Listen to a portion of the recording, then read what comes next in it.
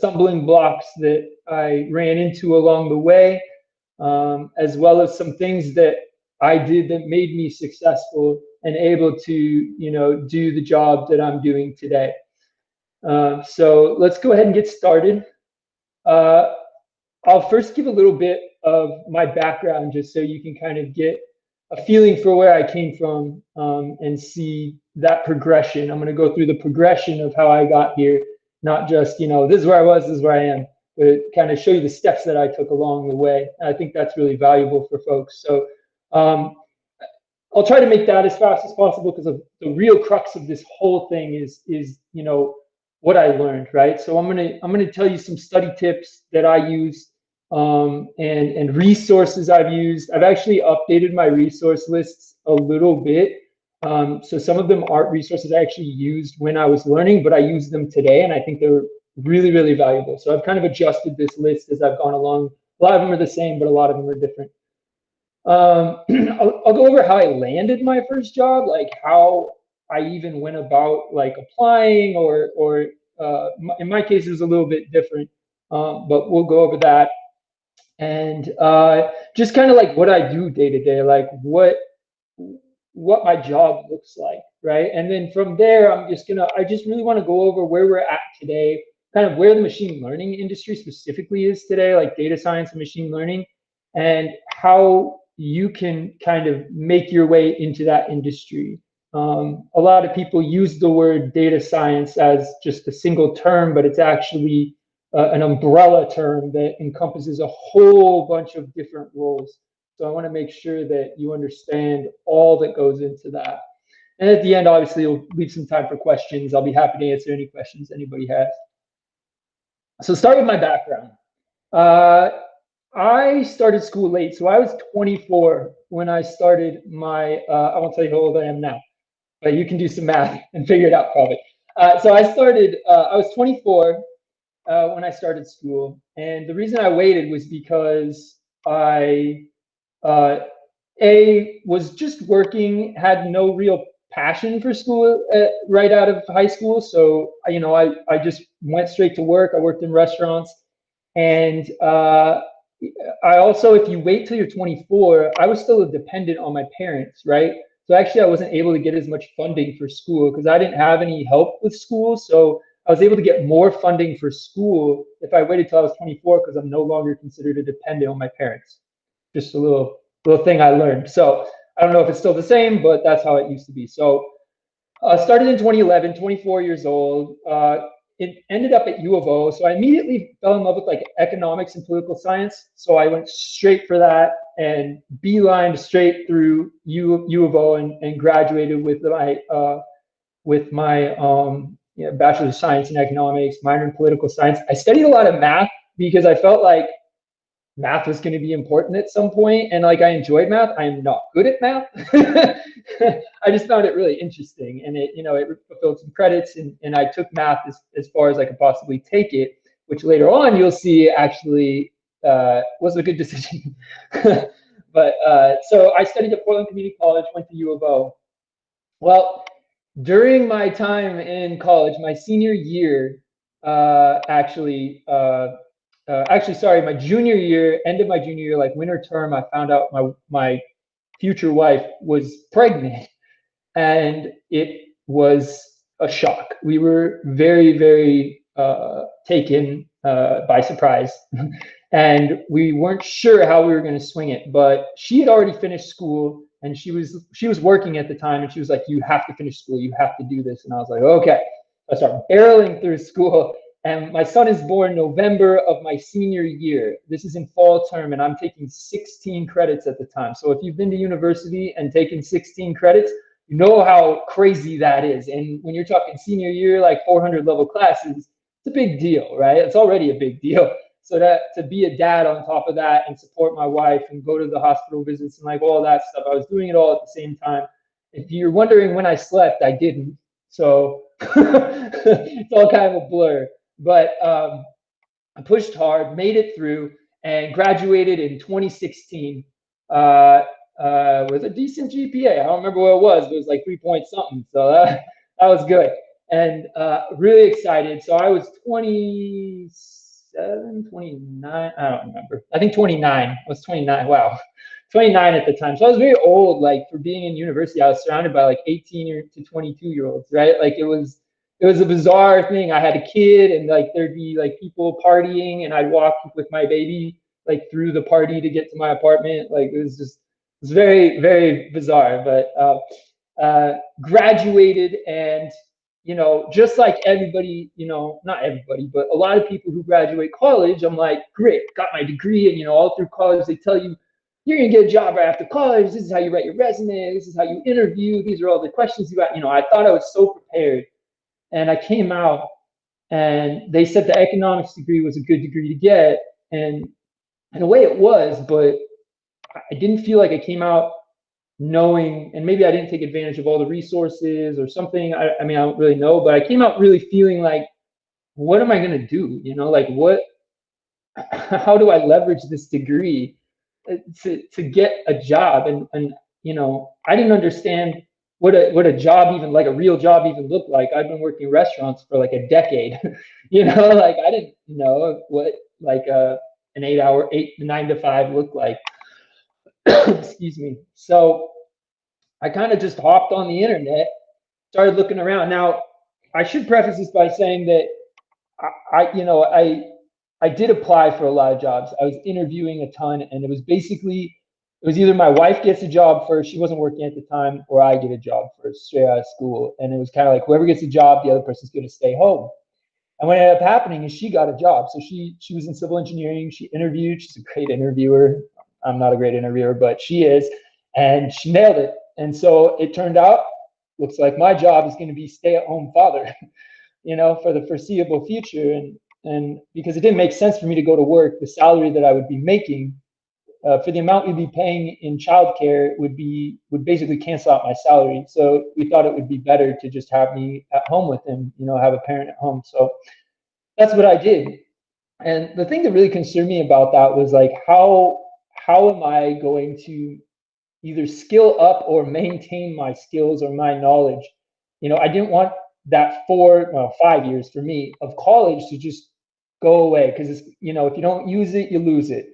And so I really needed to, I looked around kind of what to do. And so I looked where anybody would look. I went to HBO on demand. And I started watching Silicon Valley. And it was just getting started at the time. And I was like, hey, these guys look like they're having a good time, And I had done some programming my senior year, mostly statistical programming, like not programming, right? It was very simple what I was doing, not the programming itself, not the concepts, but the programming. So I was like, yeah, I did a little bit. I like that. Why don't I just kind of program, and I'll sit here and at least I'll be learning something, skilling up on something. So I went to Code Academy. At the time, Code Academy was kind of fresh, and I don't even think they had a premium service at the time. I don't remember, but I started taking their Python courses, and my kid, he couldn't crawl at the time. He didn't do, so he would just chill with me. I'd be programming and marathoning Silicon Valley all day and I was learning Python. Right there, I was like, what language should I learn, Google? And it's like Python or R, and I was like, all right, I picked Python. So started doing Python. I was doing that probably a good 2 hours a day, not straight necessarily, sometimes straight, but like, throughout the day, I was spending an average of about 2 hours a day programming. That was in the summer of 2016. That's the summer after graduation. So I'm at home with my kid. So on comes fall 2016, and I Googled, okay, I got this program, right? I finished the Code Academy thing. So of course I thought I was a programmer. And so what can I do with this programming, right? Like how do I get into something to do with programming? Now at the time, machine learning was really taking off. TensorFlow, I think, was released 2015, end of 2015 or like 2016, something like that. So this was a time when machine learning and some computer vision models had come out that like blew people's minds, and like all this stuff was starting to come to these machine learning, all the machine learning stuff. So I looked it up and I was like, wow, that's really interesting. I found a website called edX, right? And at the time, edX was offering opportunities to just audit their classes. Just you can take it for free. I was like, cool. So I was like, I'll check out this data science thing. It's I had the statistical background. I'd taken the math, right? So the math they were like needed what linear algebra and like Calc 4, vector calculus, that kind of stuff. I didn't need it, but I had just happened to have taken it, so I was like, all right, well, give this a shot. It seems cool. I was really good at statistics, so that really interested me. And obviously economics has a lot to do with data, so I was like, this is the perfect bridge to that. So I started doing it. I started out with a 6-week Transact SQL course, and just learning SQL, right? Like SQL Server, that kind of stuff. Did Python for data analysis, got into like a lot of like regression modeling and that kind of stuff. A lot of stuff I was familiar with from my economics background. So I was spending like 2 hours a day doing that. I audited the entire Microsoft. Like I blazed it. I was like, whoa, this stuff's cool, So I hit it real hard. I was doing this 2 hours a day, probably average, sometimes more, sometimes less, but average 2 hours a day. And that was fall 2016. So I was like, this machine learning stuff. Like I didn't know machine learning until I took that course. And I was like, as soon as I saw the equations and I saw what they were doing, I was like, this changes everything. Because before I was really considering, I'll go back, get my graduate degree in economics, da da da da da da da. Then I saw this data science, I saw machine learning. I'm like, this changes everything. This is going to change business. It's going to change finance. This is going to change, economics. So economics is an old school discipline, and they've used techniques, the same techniques, multi-regression models and so forth forever, right? And I was just like, this machine learning stuff's going to blow that industry out of the water. It's going to be nuts, and people are going to have to adapt. So I'm like, I'm doing this. This is super cool. So I went for it, and I was like, I got really into programming in general, right? And then all of a sudden, as I got into data science, I realized like, software engineers are, a lot of it is software engineering. I didn't know software engineering. I didn't even know what a software engineer did, Like I was like, they're like coders, right? Like, I don't know. And so I started seeing all these programming languages, and I was like, I think I have to learn all of this, right? So I got into like Java, which led me into like Android development. I was gonna be an Android developer with machine learning on top, and then I was like, oh, I should just do web stuff. Maybe that's where I should start. I did JavaScript. I was doing HTML. I did like so much stuff. Like Free Code Camp was kind of new at the time too, so I was doing Free Code Camp. Excellent resource, by the way. I don't think I mentioned it in this talk, but if you haven't done Free Code Camp, they have some crazy good it's huge now. It's not just front end like JavaScript, HTML. They do like Python and machine learning, intro to TensorFlow. Like they do a lot of stuff on there now. So great way to like learn stuff and also get hooked up with like nonprofits and that kind of thing. Anyway, that was a sidetrack. Look at Free Code Camp, super cool. So at this point, I was just like, this is too much. I'm not learning anything. Like I was just like taking on so much that I felt like I was just standing in place. I wasn't moving forward, and that original data science thing, all of a sudden I found myself way far away from my original thing, which was like, I want to do data science, right? And so I was like, I need a plan. I need to like make a roadmap for myself and stick to it and not there's lots and lots of things, right? Like tech is a black hole of things that you can learn. And I was like, I need to stay centered, stay focused, and head, eyes on the prize, So that's what I did. So this was like my plan, right? Okay, so I'm in like, winter 2016. And I'm kind of, this is more like probably in spring, I would say, getting close to spring 2017. I was like, okay, 4 things I need to do. I need to learn Python, not just like, variable equals 5, like I need to learn Python. Like I need to learn the structure. I need to learn OOP. I need to be able to build that stuff and understand how to read documentation, understand the underlying structure of how Python is built. Now, there was limitations on that, right? I didn't have like a computer science background, so obviously I can't understand fully, right? But I really wanted to learn the heck out of it, like have it as a tool that I can bend to my will. So I was like, I need to learn a lot of Python. Uh, I need to revisit my calculus and linear algebra because at that point I was what, like almost a year out of it, out of school, and I hadn't looked at that stuff for a while. Besides in the data science stuff in the fall, but that was kind of quick and not really focused, right? So calculus and linear algebra. And then I was like, you know what? I need to do a program, like commit to a program, do that program. Doesn't matter what program, just do the program, you know, and finish it, right? And do well. And then get a job.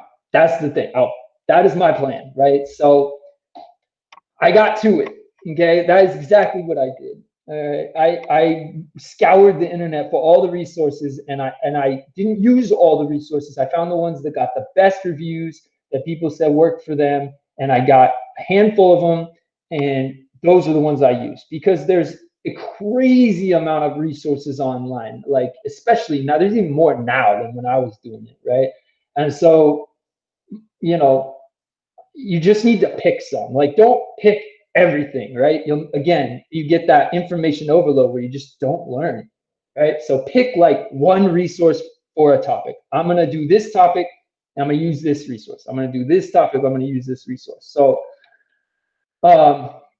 let's go into just like the study tips and the resources that I use. Okay, so I was doing self-study, still at home with my kid. You know, he's growing up now. He's walking, he's talking, he's playing his guitar and singing me songs during the day.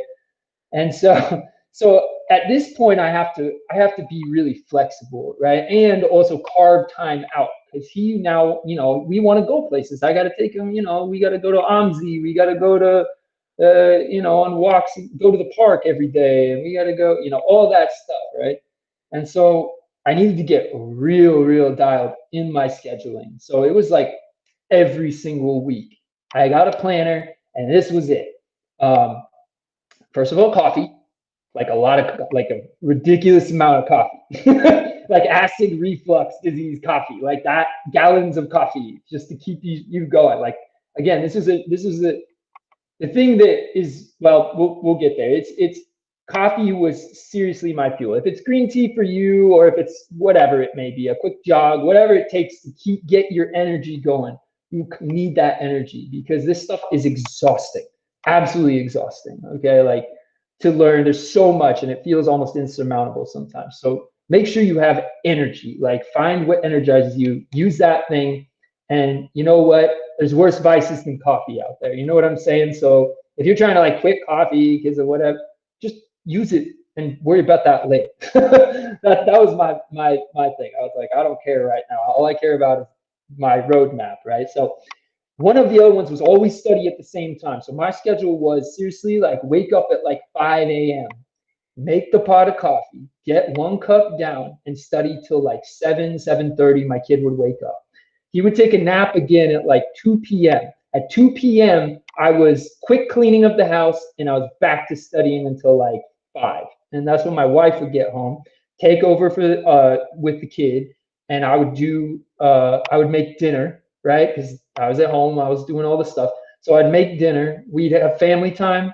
As soon as he was back in bed, 8 o'clock or so, I was back to studying. I would study till 9:30, 10 o'clock. So I was putting in like probably 4.5 to 6 hours a day, right? Like studying for this stuff. And that goes for like my classes, for Python, all of it. I was taking like 4 to 6 hours a day. And people were like, that's crazy. And it's like, yeah, it was. It was really crazy, right? But I maintained that schedule for like 10 months. I was doing that. And now I had a dedicated study space. And I just saw a question. Did I find that taking breaks? Absolutely. Frequent breaks. Do not marathon these things. That's why it was like couple hours, you know, stop. Couple hours, stop. That was a very successful thing for me. Even though I was doing 6 hours a day, I wasn't doing 6 hours straight. It was chunks, right? Because your brain can only keep focused for so long before you're just not able to take on new information, solve new problems.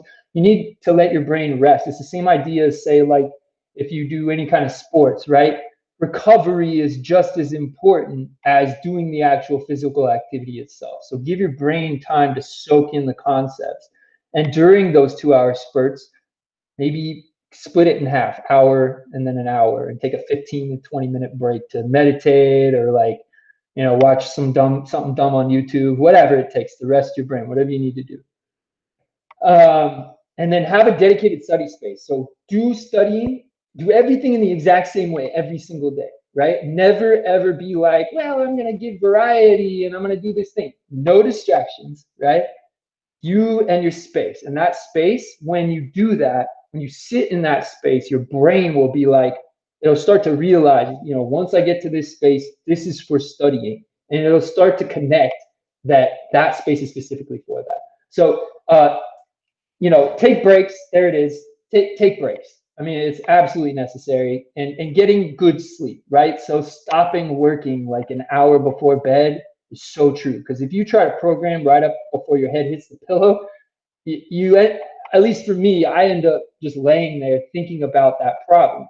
Now, my secret to that is keep a notepad next to your bed. So you stop programming, say at 9:30, you're going to go to bed at 10:30 or whatever your schedule is, right? It doesn't have to be the schedule. I'm just letting you know what my schedule is. I kept a notepad next to my bed because oftentimes when I was programming, and it happens to this day, I'll be like, God, I'm stuck on this problem. I can't figure it out. I lay down, and right in that space between where you're awake and asleep, you solve the problem. You're like, oh, I know what to do. But the worst thing you could possibly do is to jump on your computer and code it out right then, because you will be up after that, right? Your brain automatically, your eyes, your brain, whatever that light does, turns you on again. It gets your brain moving again. It's hard, at least for me.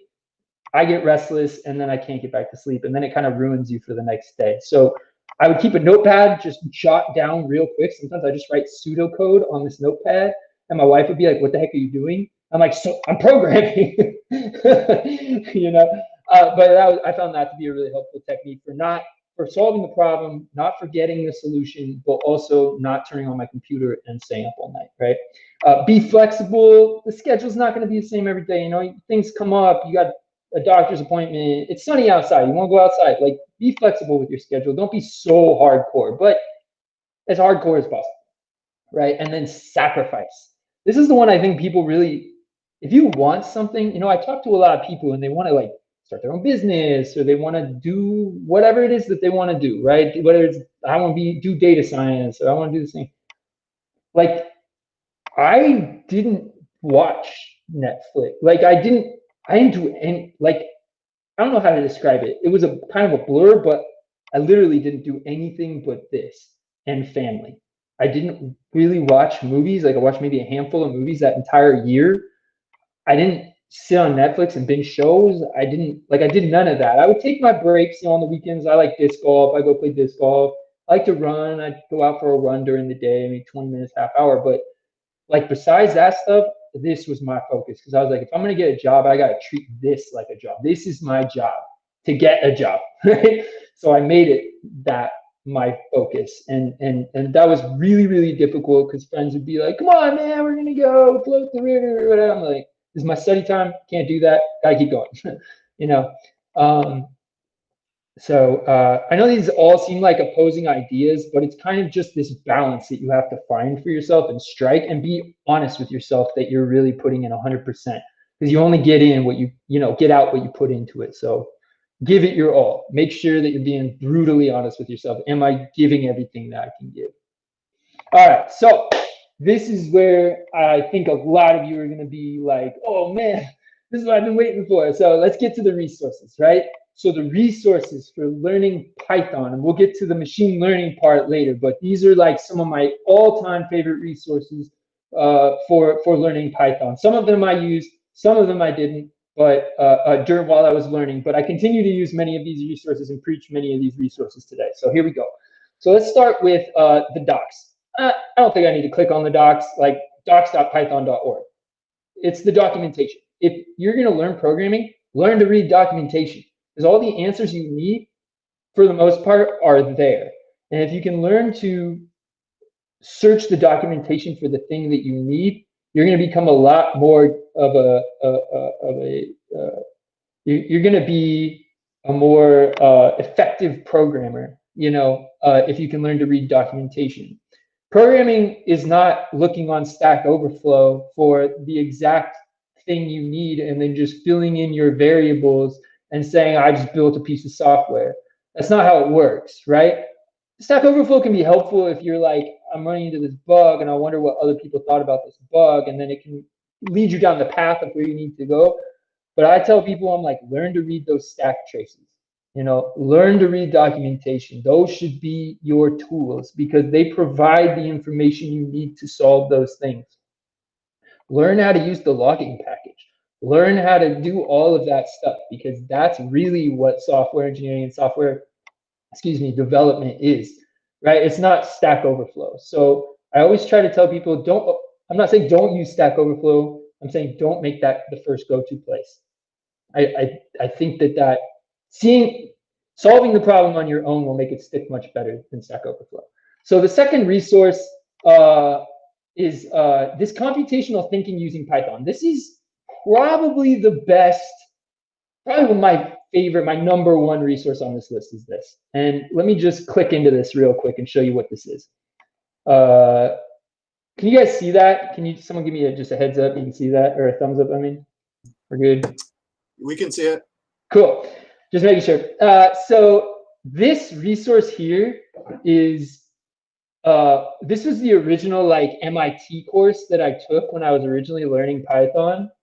And I was like, well, this looks like a good course. And it used to be free. I'm not sure. They kind of have restricted the resources over the years. It's not terribly expensive. I mean, the whole program's $135, which is like it's not that much for what you're getting some MIT. These are based on the MIT courses that you would take at MIT. These are rigorous computer science courses, okay? And the first one is all about this kind of introduction to computer science and programming, and they use Python, right? So this will teach you all the ins and outs of kind of the language itself and computer science principles and that kind of stuff. And it follows along with a textbook that is fantastic. I forget what the textbook is called at this point. But it's written by one of the professors, by John Guttag, who's really famous computer science professor at MIT. So these are both like taught by computer science professors that are teaching right now at MIT. And you can take this course for like $75 and it is 100% worth your money. I promise you. The first course is all principles of computer science and all that. The second course is computational thinking. So this is all your algorithms. This is all, Monte Carlo simulations, all that kind of stuff. So once you move on from the first course, this second course picks right up. And these are both, again, when you're first starting, are crazy. I think that's the book someone just posted possibly. So thank you. These are incredible courses. Like these, I preach these to everybody. I'm like, if you want to learn Python, like really learn,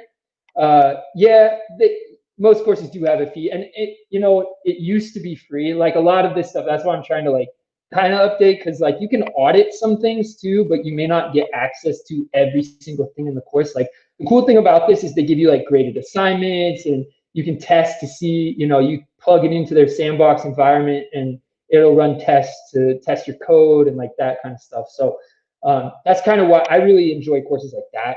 I think that that's the most valuable, when you can actually run checks on your code versus them just giving you some problems and then showing you an answer. I like getting checks because then you go through the debugging process, and that's really where the learning happens, So anyway, that's one of my favorites. LinkedIn Learning, I'm going to skip O'Reilly for 2 seconds. LinkedIn Learning, or lynda.com, is, I would say it's all videos, right? It's not exactly like, it doesn't have like a sandbox environment where you can check your code. But the cool thing about Lynda is if you are a member of your public library, I know Clackamas County has it, I know Multnomah County has it.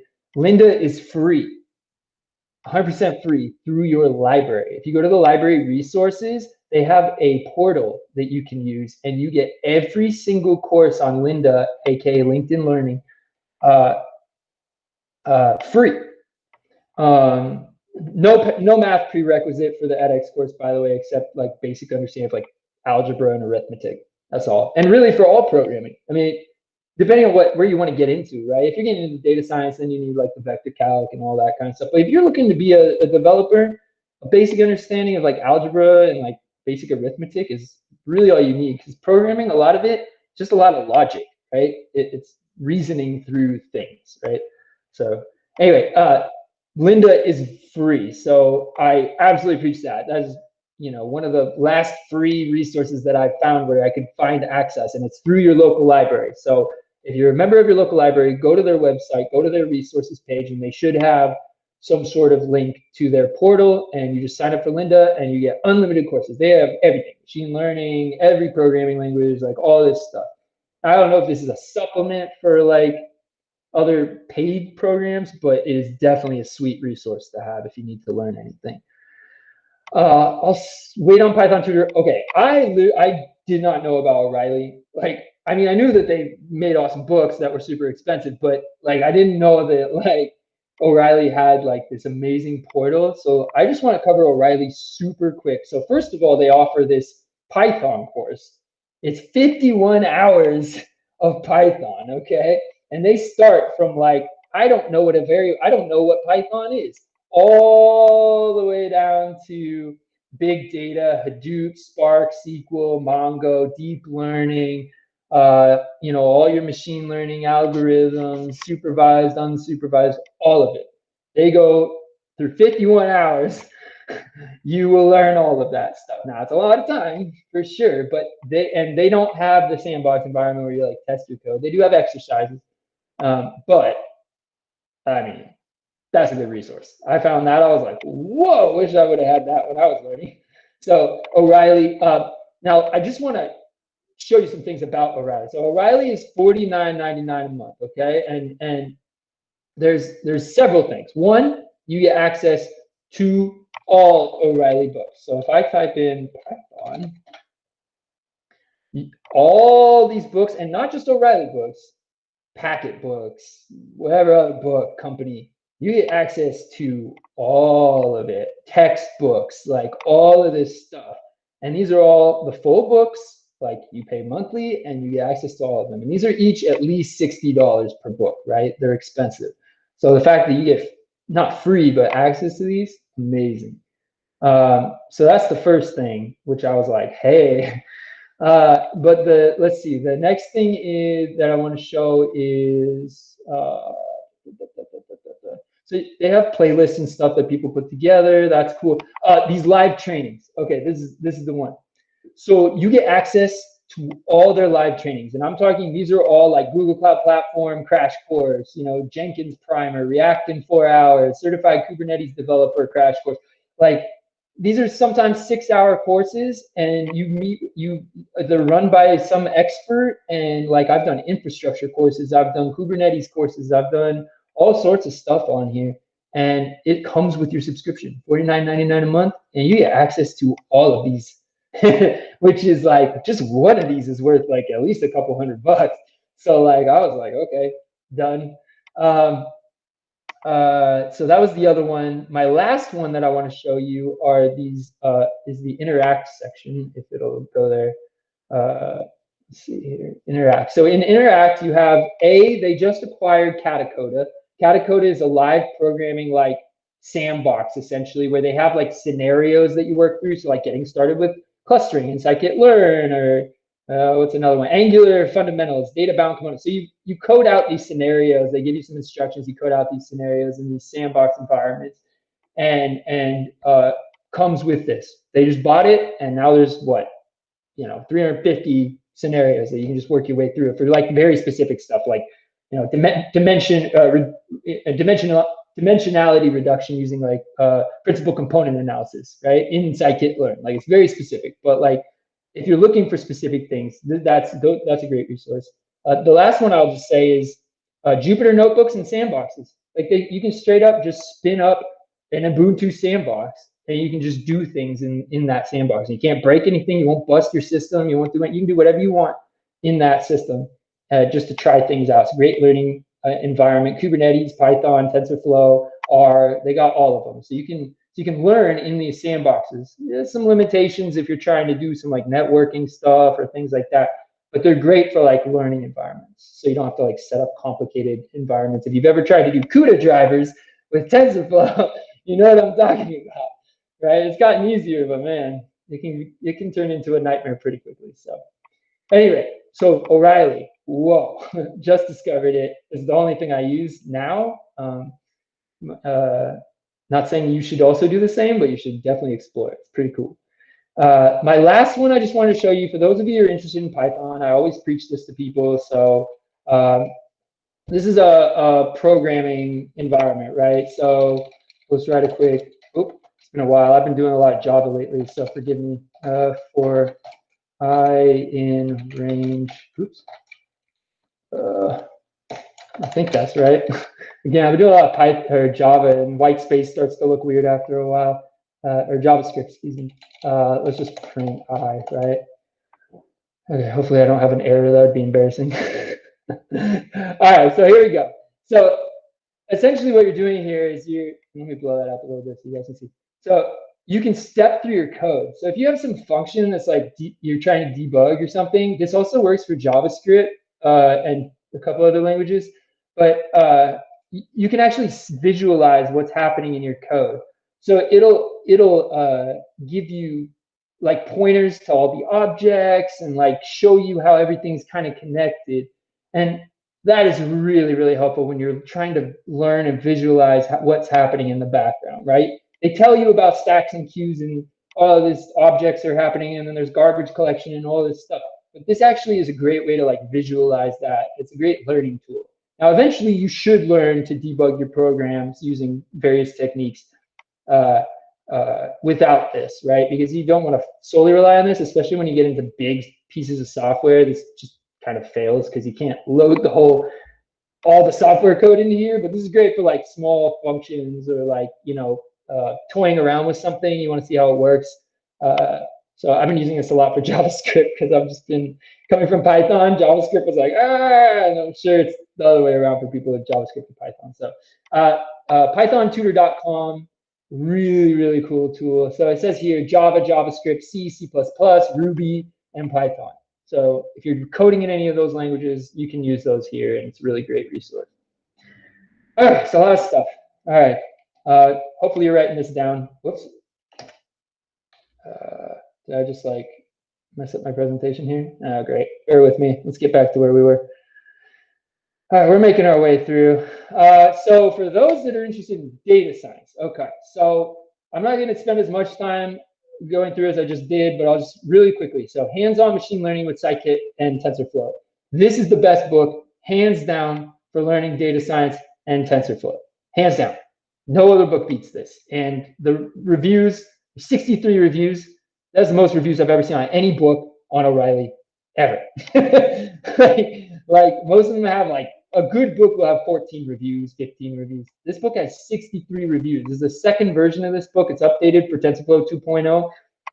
Absolutely amazing. If you're looking to get into data science, you have a good Python background, you got the math chops. It's not too mathy, it's not too programming, right? It strikes a perfect balance.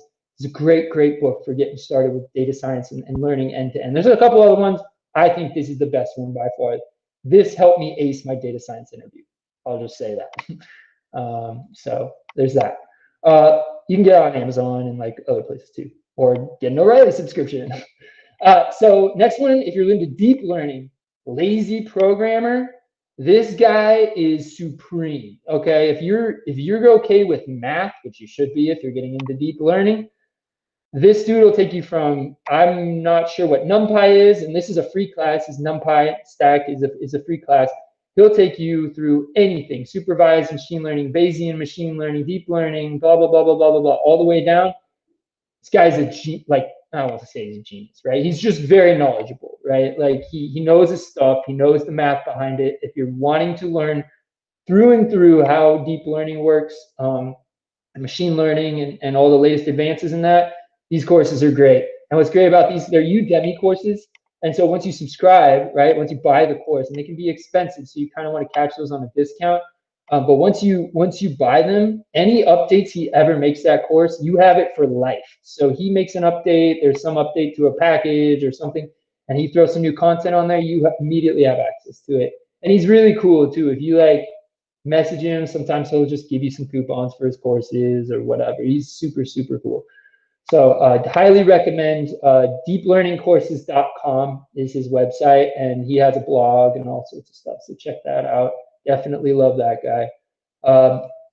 These MicroMasters. So this is what I took. I took a MicroMasters course, and when these first came out, they were kind of revolutionary. Now they have like micro degrees and all whatever on the other Udacity and all that stuff. But what I really like about these courses, whoops, I know they have micro bachelors and all this stuff. It's crazy. What I really liked about these courses is they are university courses, right? And these university courses are, the reason that they're great is because they're the actual courses that are at the universities, right? And so, you know, personally, like, all right, fine, you go to, I just saw someone post on Coursera. You can go to Coursera, and you can take actually university courses there, which is cool, right? Wherever you want. I thought edX was cool in terms of they were originally a nonprofit. They've kind of veered away from that model a little bit. Like originally they were kind of giving stuff away for free. So it used to be, that was like my favorite part about it. But in general, like most of the stuff is super high quality. Like I've gotten a lot, there's a couple bump courses I've taken on edX, but for the most part, like this has been one of my go-to platforms. You know, you've got your artificial intelligence course from Columbia X. This is the program I took, the UC San Diego data science course. Really, really great. Mostly focused on big data, not so much like deep learning and stuff like that, like traditional machine learning. It's funny, it's traditional machine learning, right? Like, anyway, it's such a young field. It's like when you say traditional, it's like we're talking like 5 years, 4 years. But at any rate, like, I mean, maybe a little longer than that, but anyway, really great course. Like I learned PySpark, I learned big data, I learned reductionality techniques and like all that kind of stuff. So really, really good stuff there. They have one other one on, let me just narrow this down a little bit because there's like 100 bazillion of these. Let's go to computer science and data analysis and statistics. Is probably what most people are interested in here. So MIT came out with a course.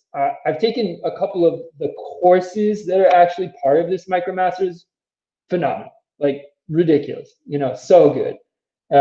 Artificial intelligence course, haven't taken it, but it looks really hard. It looks crazy. So,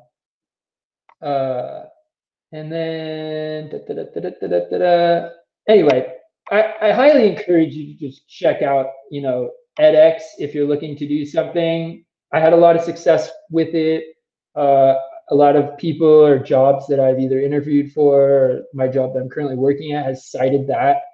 You know, the fact that I got it from like UC San Diego, which is a pretty prestigious like computer science program, just that fact alone was one of the reasons that they were like, yeah, we're, you know, we know he knows what he's talking about in some capacity, right? Like if he took a course from that, because it's well known, you know, that program. So same with like MIT. Just I'm not big on like name recognition, but I'm also not a hiring manager, right? Like some people are, and that could differentiate you. So whatever you need to do, you know what I mean? Like so there's that. Again, they have those like on Coursera and stuff. I've only taken on edX, so I can only speak to edX, right? If someone else is taking something somewhere else, obviously, you know, there's the Andrew Ng courses and all of that. I honestly still think that like university courses would probably, I mean, they're great courses, but guess what? Like 200,000 people have also taken the Andrew Ng course, and I don't think as many people have taken a lot of these other MicroMasters either. So if someone sees another Andrew Ng, even though it might be really, really great, that's not a differentiator because they're like, well, I've seen that on, you know, 100 other people's resumes, but I haven't seen the MIT MicroMasters. You know, like it's just a differentiation thing. It's not necessarily that I'm saying this quality is better than this quality because I haven't taken every course online, right? But just my opinion. These are all opinions. Cloud Guru. So this is where I want to start to talk about something. So for those of you that are getting into data science, let me do a time check here. All right, really good. For those of you that are getting into data science, no problem, definitely. For those of you that are getting into data science, I think there's this still old thinking, okay? And what I mean by old way of thinking is when I was first doing it, right, my focus, and I've shown you, was like scikit-learn, you know, dimensionality reduction techniques, I don't know if I'm saying that. I think I'm saying that right. Traditional stuff, right? Like boosted decision forests and like XGBoost was a big thing. It still kind of is. But like a lot of that kind of stuff, right? And like everybody's like, we're gonna build models and we're all gonna be rich.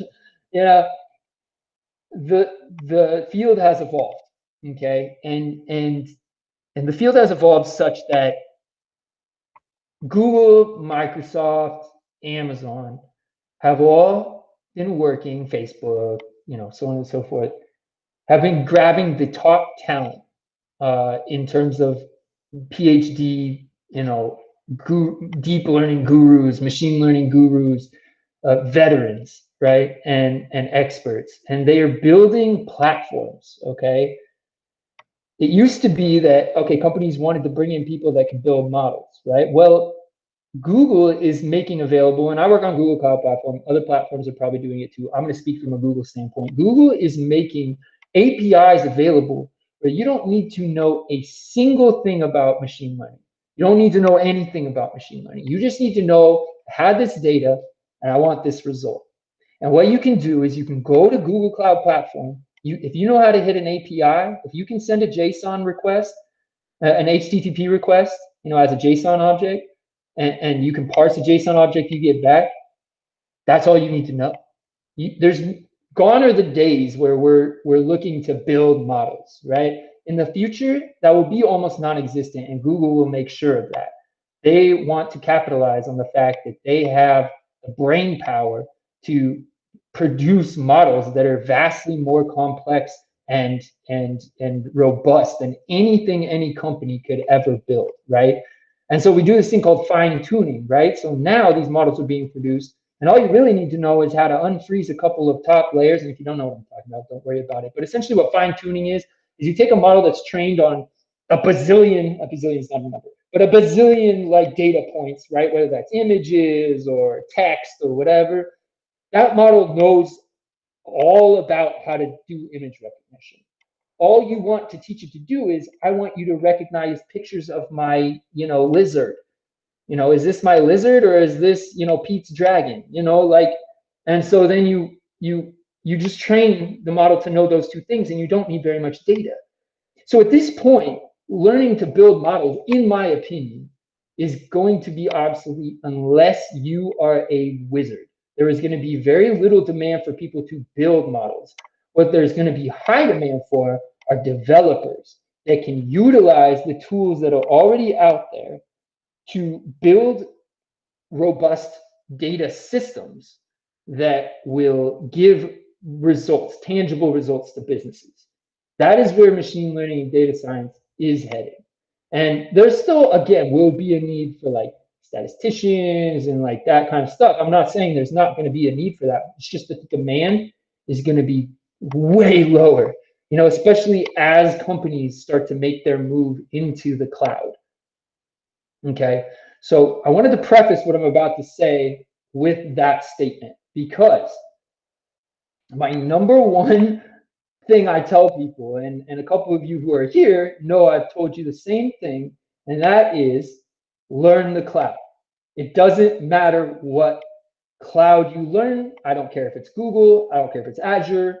At this point, in the future, it's not going to matter because we have things like Anthos. We've got these multi-cloud environments, so really you can learn anything and attach to anything. But if you're not learning the cloud, I would make that a top priority to get cloud certified in something, or at least start learning it and eventually getting certified. Because in my opinion, that's going to be the number one differentiator, okay? There are 1 million people who know, that's a number, I pull numbers, I'm sorry, but there's a lot of people that know how to use scikit-learn, and they know how to use it better than me. You know, like I'm not a genius at scikit-learn, and there's lots of them. And so to differentiate myself, it's not going to be because I know scikit-learn. It's not going to be because I know Python, because I am not the best Python programmer. I know this. I can do it, but I'm not the best. Okay. And so what you want to do is find things that are going to be in high demand or are in high demand, and what not many people are doing.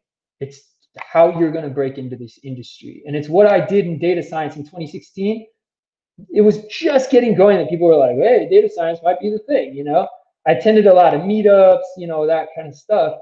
And I was like, this is going to be the thing. So I was like, if I start now, by the time everybody picks up on this, I'll be 2 years ahead of them, you know? And it just so happened that that was true.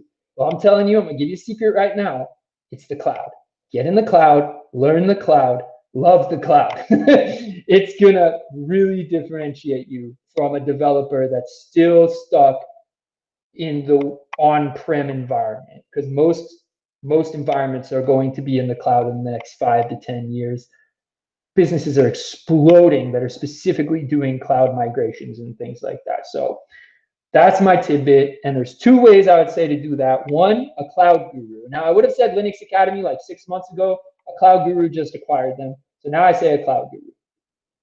Cloud Guru is this awesome platform. This is how I got one of my cloud certifications. I took a course on here. They're really, really great, really awesome. You can connect with them on LinkedIn. You can ask them questions. They're super, super nice and just really great content. And they have stuff for Azure, AWS, GCP, and Linux. That's another one. Learn Linux. Learn the command line. Know that, because people think they're going to get by without knowing any Linux. You're not. You will not get by without needing some Linux in your life as a developer. How much depends on what you go into, but get a basic understanding of what Linux is and how it works, because everything, you'd be surprised how much stuff runs on Linux or a Unix platform, right? So a cloud guru, that's one. And then also, I push Google Cloud, and the reason I push Google Cloud is because it's one of the newest clouds, okay? And the reason that's important is because AWS was first, right? And Azure, I think AWS was first, and then Azure. Yeah, I think AWS was first, and then Azure. Someone can call me out if I'm wrong on that. But AWS started coming out with certifications years ago, okay? There are a lot of people that are certified in AWS, okay? Same with Azure, okay? Now, their certifications are very, very difficult from what I've heard. I've never taken one. So I'm not trying to say that they're easier than Google Cloud. What differentiates Google Cloud is that Google has built their platform based off of the knowledge that they've gained from watching the other people build their platforms. So they have built from the ground up for specifically being able to plug and play. And what I mean by that is using them as like Lego blocks. Like, I need a little bit of data flow, I need a SQL database, and I'm going to use some blob storage, and I need to make a dashboard. They all fit together, and they built it like that. So you can just take whatever you need, maybe a little natural language processing or image processing, whatever. It all plugs together, and they all work through APIs. So learn your APIs, learn Google Cloud. You'll be golden. You could do so much with it, including app development, all sorts of stuff. So the reason I say Google Cloud, it's newer. I think that they're being really smart, and even though they have a small percentage of the market, that will grow substantially, because they are also leading the way in machine learning. I mean, heck, they own TensorFlow. They are the ones who released Kubernetes. Like, these guys, this is going to be the thing, okay? Google Cloud is going to be a top contender, already is a top contender, but will be more so in the coming years. And so not many people have their certifications. Again, it's that idea, low supply, looking ahead, right? And thinking, I need to place myself now in a position where in a year, I'm going to be in high demand. And I think Google Cloud's the way to do that. So again, it's just an opinion. You can do whatever you want, but I'm just saying, Google Cloud, it's good. All right, especially in the data science realm. Okay, so last thing I want to talk about, I'll go over this real quick, and I want to leave time for questions. Rick, are we good to go over just a little bit? I don't know how long we had this scheduled till. Was it 2? Yeah, it's 2, but we can go over. I just want to make sure answer any questions people have. So I'll finish up here as fast as possible. All right, so these are the things I did to get a job, okay? And I'll run through them really quickly. I hired a resume writer. I don't like writing resumes. I'm not very good at it, and most people aren't. But guess what? there's these people out there, and it's all they do. It's their number one job is writing you a good resume to get you hired. And they understand things like how the algorithms work when your resume is being sorted by an algorithm, because you don't think that there's a person sitting there thumbing resumes anymore, right? Most of it's going to be some algorithm that's parsing your resume. Maybe there's some companies that still thumb them, but I'm guessing most that you're going to want to apply to or you are applying to are doing an algorithm. So like a resume writer cost me a couple $100, well worth it. You know, I have no shame. I think whatever gets you a job, right? The second thing, meetups. So the fact that you're here already proves that you're going to meetups. So that's good. Go to all meetups, any meetups that you are interested in. I used to go to the TensorFlow meetup. I didn't even know what TensorFlow was. Right? I would just sit there and be like, what the heck's going on? I'd learn a little bit of something. But let me just tell you this. So two things. One, I started going to meetups for this guy, Andrew Furlich, right? Andrew Furlich was giving these deep learning talks. And I was like, oh, go to Andrew Furlich. There's like 10 of us in the room at a time. And we all just kind of sit there and talk about like reinforcement learning and all this stuff. This is like 4 years ago. Awesome speaker, totally. Now, guess what? Andrew Furlich is working in AI research at Google. And so like now I'm like, from the very beginning was connected to this dude. Now I'm like, oh, I know someone in AI research at Google, you know, like he's a connection, a personal connection. Like I borrowed a projector from him from a parking lot of like an Izzy's. Like he's that kind of, you know, connection. Like he and I are cool. We just talk. And it wasn't because, oh, I know he's going to be a Google developer. He was just a cool guy, giving free talks. I was into it. You never know who you're going to meet at meetups. You never know. Another guy manages Kubernetes clusters at GitHub. He's working on you know, code that will eventually write code. Now that's his job, and now we talk from time to time. That's super cool, right? Another connection I have, and one more, the most important connection of all. My boss of my current job hired me because I met him at his meetup. I used to go to his meetup. I would make sure I sat close to the front. I wasn't like a front row, like, oh, pick me. But like, I was like, you know, made myself known. You know, I would answer a question here and there. I was engaged, you know. And he knew, I let him know, hey, I'm working on this program. I'm doing my micromaster. He's like, oh, very interesting. He hit me up out of the blue one day. I saw he looked at my LinkedIn, called me to a crazy weird meeting at a Starbucks in like a dark corner, started questioning me about what I know. And I told him, and gave me an internship, and that internship turned into a job. Okay, and it's all because I just went to these meetups, met some people, connected, and now that's where it's at. You know, and I credit my networking for that, right? And another one, read books. Okay, like I can't stress this enough, and that's why I wanted to push O'Reilly. Read as many books as you can about everything, about anything. Right now I'm reading books on like database and data intensive application design, right? And it is so dry. It is like real dry. Like I fall asleep almost every night to this book.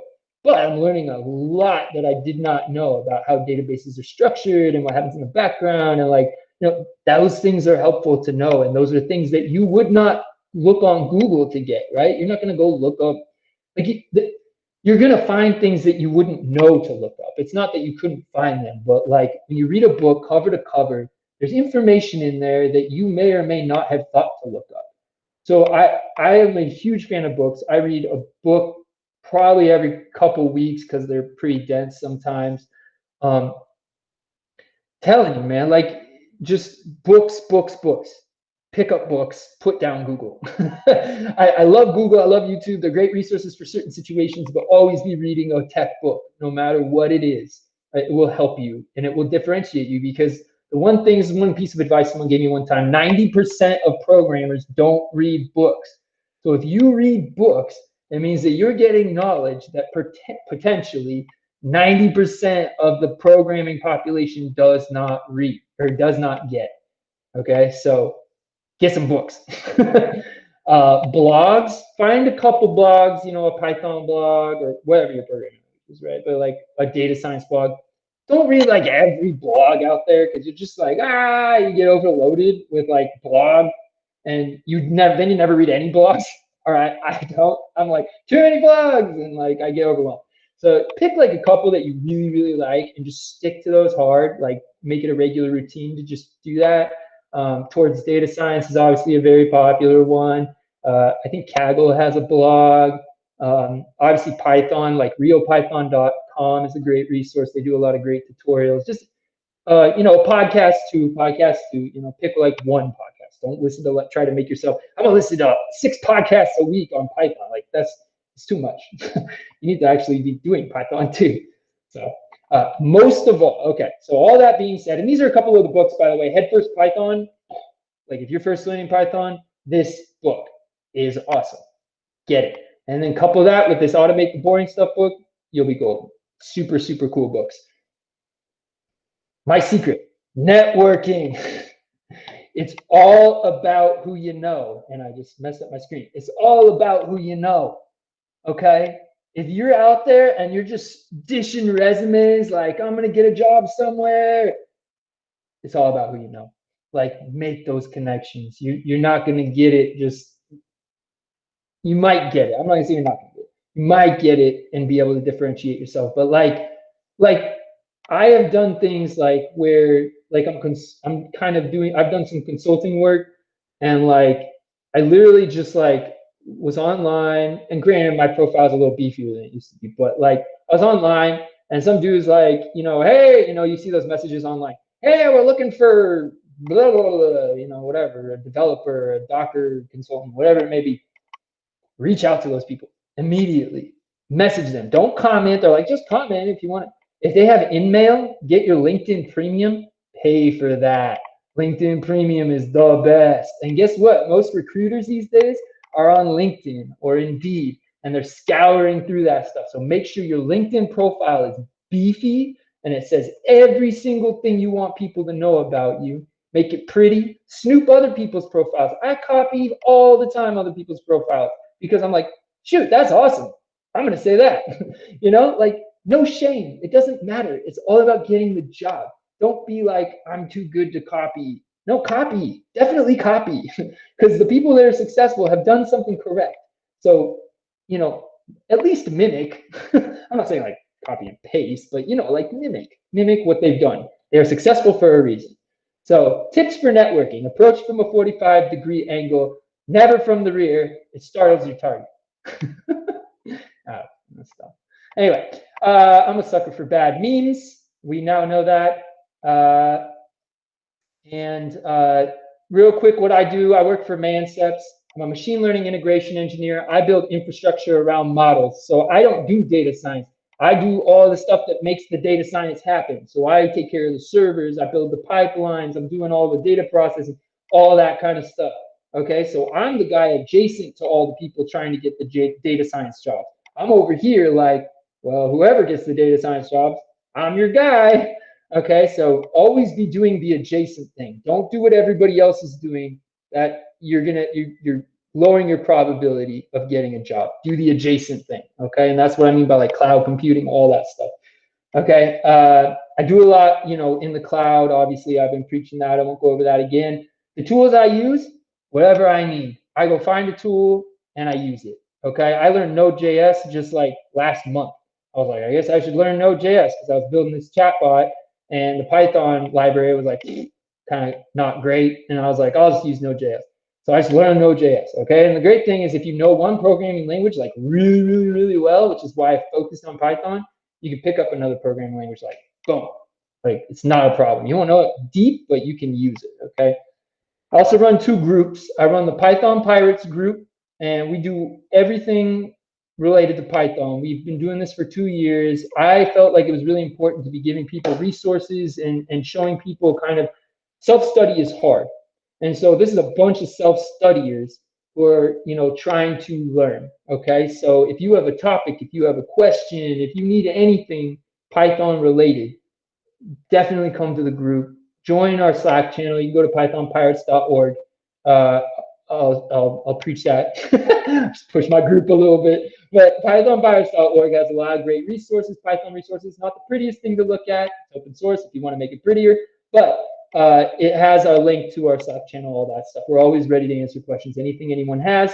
I also recently acquired the GDG Cloud Portland, which is a global, GDG is a global Google developer group. They're global. And so I'm trying to get people ramped up on cloud as well. I'm kind of pushing cloud in my Pirates group too right now, but so I'm running both those groups now, and hopefully you guys, if you're looking to skill up, will like show up, bring questions, be excited, because I am, because I drink a lot of coffee. So that is the end of the talk.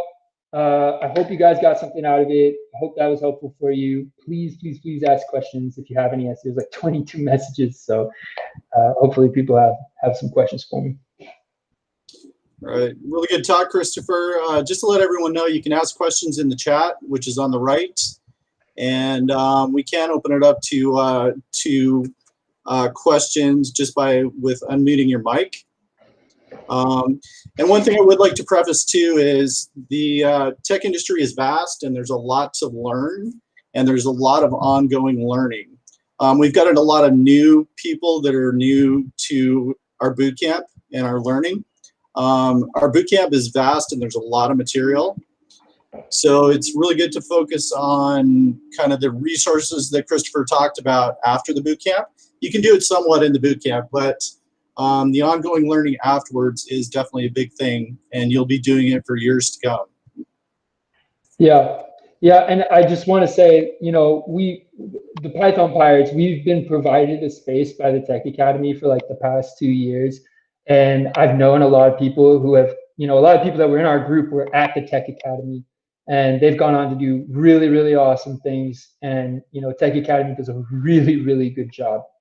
It's not a joke. You know, there's some boot camps out there that are kind of, you know, maybe, you know, they say they'll do something. Tech Academy definitely, they're a great organization. So we really appreciate you guys giving us the space, by the way, over the past couple of years. Yeah, and we hope to get back to that hopefully in the next couple of months. Totally. Yeah. Are you doing any Python Pirates online? Yeah. We're kind of in the middle of a series right now. I've been trying to push the cloud, you know, and my experiences with Google Cloud. So right now what we're in the middle, I think on part 3 of a 5-part series where we're doing Python application development and how to get your Python application into Google Cloud Platform, or what that would look like, you know, and the different resources, including databases and storage and that kind of stuff that you would use to get that up and running. So yeah. No, cool. And just to let students know that are new to our program, we do cover the cloud in our later courses. Awesome. So when you get to C# and Python, then you learn about it there. We don't have a specific course for it, but you do learn about it. Awesome. Should I just roll through and answer any of these questions? I'm trying to look for, I see one, this one from Jesse. So there's a silly game I've been playing called While True Learn. Nice. That is an intro teaching tool for machine learning. Have you heard of it? Do you have any? I have not heard of it. I absolutely love the name. That's super cool and clever. If it's working for you, you know, come back and give your opinion on it. I think that's really valuable for folks to get as many resources as possible. Some things work for some people, some things don't. So if a silly game works for you, by all means, make it fun, right? Why not? Another one just came in. How long into studying did you start feeling confident enough to? Oh yeah. Oh man. My situation was a little weird because I'd literally just finished studying and I was approached. So I didn't really, I guess after my program, I mean, I was ready to hit it hard, right? Like after I finished my program. So I paid for my resume. I had that in hand. I was feeling good. So right after my program, I mean, at some point you have to just bite the bullet and go for it, because one thing about interviewing that you'll find out is you'll really find out what you don't know. That's one really valuable thing, because what like courses and it can really make you books and stuff. They can really make you feel like you know like a lot, and like you're like, I don't know what else to study. I'm ready to go. When you get to those interviews, you really find out where your weak spots are and what you need to concentrate on. I know a guy recently. Some of you might know Nixon. So I've known him for a while, like a couple years now, and he applied for the Microsoft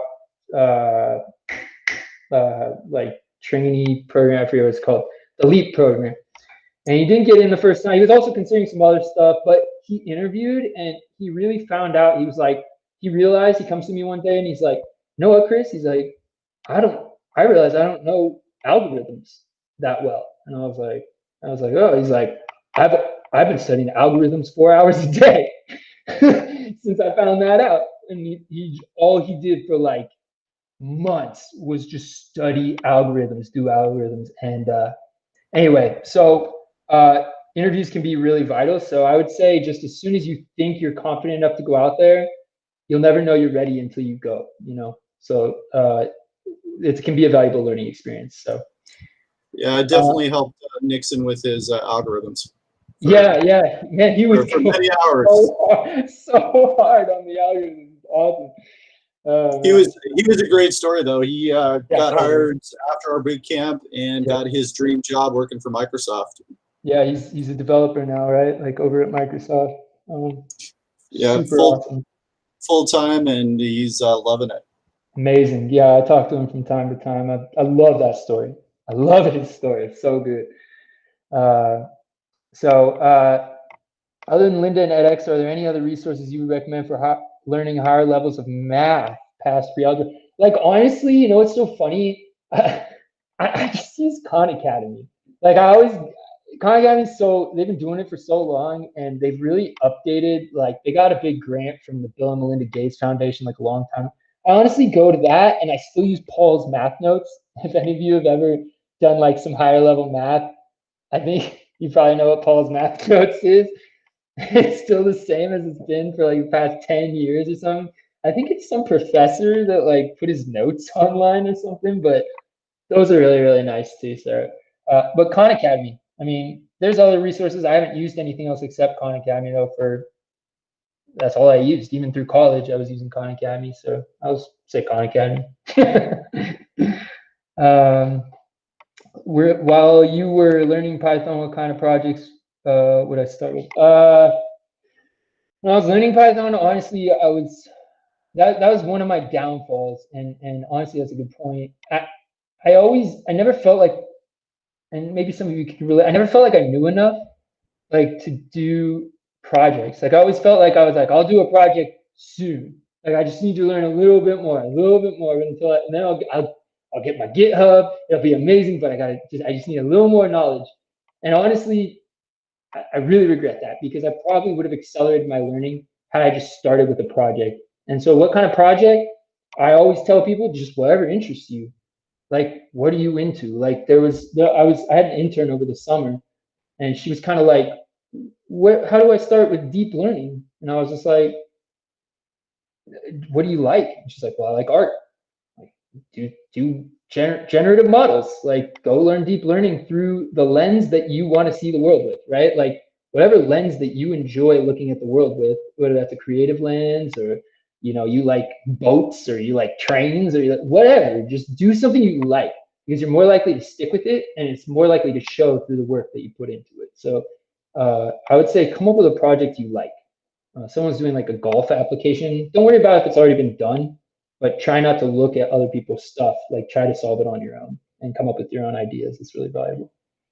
How do I write that? How do I write what? The math research. Khan Academy. I forget the H-A or A-H. I can't understand what you're saying. It's like Khan org. I think it's that. Am I wrong? Is it H first? Yeah. Something like that. Yeah, dang it. Dang it. I always mess it up. Oh, man. Anyway, yeah, I've been doing 10 years, man. 10 years, and I still can't get the name right. So funny. All right. Are there any other questions like farther up or something maybe I missed? Anybody else have any pressing questions or? Well, I think there were comments there, but I think that's covered most of the questions. Good. All right. I do have a question for you. When are you going to start your Pied Piper company, Christopher? I've already been through that phase of my life. Yeah. it didn't work out. You can start it with me. I'll be Ehrlich. Yeah, you'll just house me and, you know, make clever Yeah. comments from time to time, some semi-inappropriate. There you go. No, it's a great show. Silicon Valley. Such a good Great show. If you're into tech, yeah, if you're a programmer, like watch Silicon Valley. Love it. Love it. Anyway, yeah. Okay. Any other questions? All right. Great talk, Christopher. We do appreciate it, and we will definitely have you back soon. Just want to let people know, anyone that's not a Tech Academy current student, you can learn about our school at learncodinganywhere.com. We do offer a Python bootcamp and a C# bootcamp. And yeah, I want to thank everyone for coming out today. And Christopher, yeah, definitely would like to have you back soon. Totally. I will set something up. All right. Thanks everyone for coming out, and we will see you soon. Cool. Thanks.